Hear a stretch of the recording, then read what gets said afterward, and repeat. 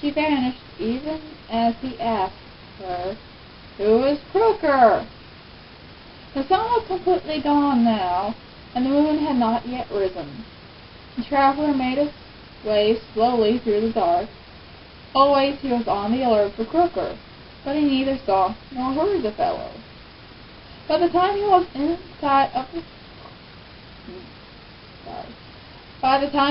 sight of Cromford Bridge, the moon had risen high and bright. He remembered the third woman's warning that he should be on the bridge before moonrise, but he felt himself at a danger.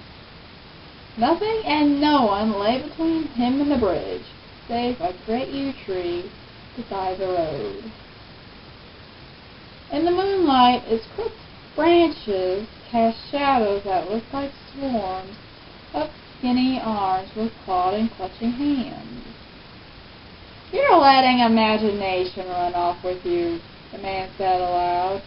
"Those old women were well-meaning, but their warnings have spooked you, sure enough." He hastened forward, but as he passed through the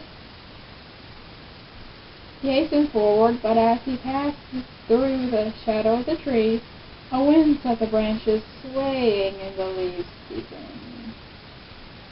The shadow cloths fell all around him, and the wind through the leaves seemed to moan.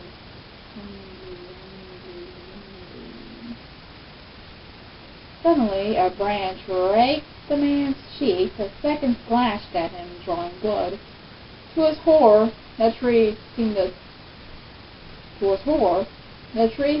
twist and bend as though it were alive. The thick trunk leaned toward him. The branches, more like arms now, caught at his hair and close.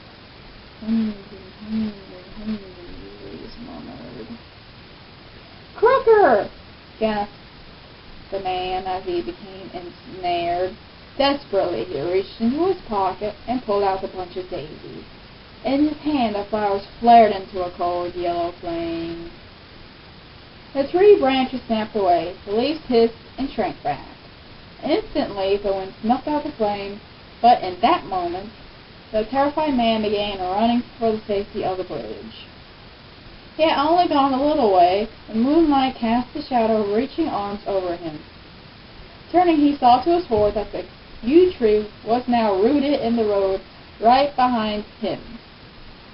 While the leaves voiced their monstrous hunger, the man felt himself caught and lifted from the ground, drawn back toward the tree trunk. Only with great effort did he manage to draw the knot of primroses from his pocket. These flared more brightly than the daisies had. Though the unearthly flame was cool to his fingers, it set the branches that held him ablaze and the leaves to shrieking. The burning limbs dropped into the ground before the wind extinguished the fire. Stunned, the man staggered on, but just before he flung himself onto the safety of the bridge, the clutching shadows fell over him again. With a sob, he realized that the great yew tree was now rooted at the foot of the bridge like some terrible guardian. Before the branches could catch him, the traveler hurled the sprig of St. John's wort straight at the wicked tree. For a moment, nothing happened. Then deep inside the menacing tangle of branches, fire flared as bright as 1,000 rising suns. It fountained up from root to treetop, turning each limb into a burning brand with flames for leaves. From the heart of the blaze came hundreds of screams turned into one deafening sound.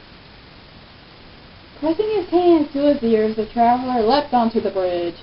He fell badly, hitting his head against the stonework and knocking himself unconscious. When he awoke, the sun had risen. Nearby, where the bridge met the riverbank, the charred stump of an ancient yew tree sent wisps of smoke into the chill morning air.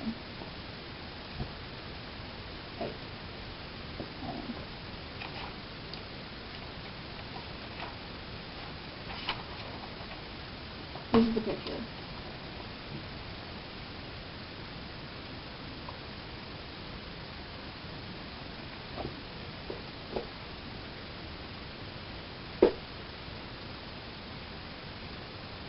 Well, I hope you won't be encountering any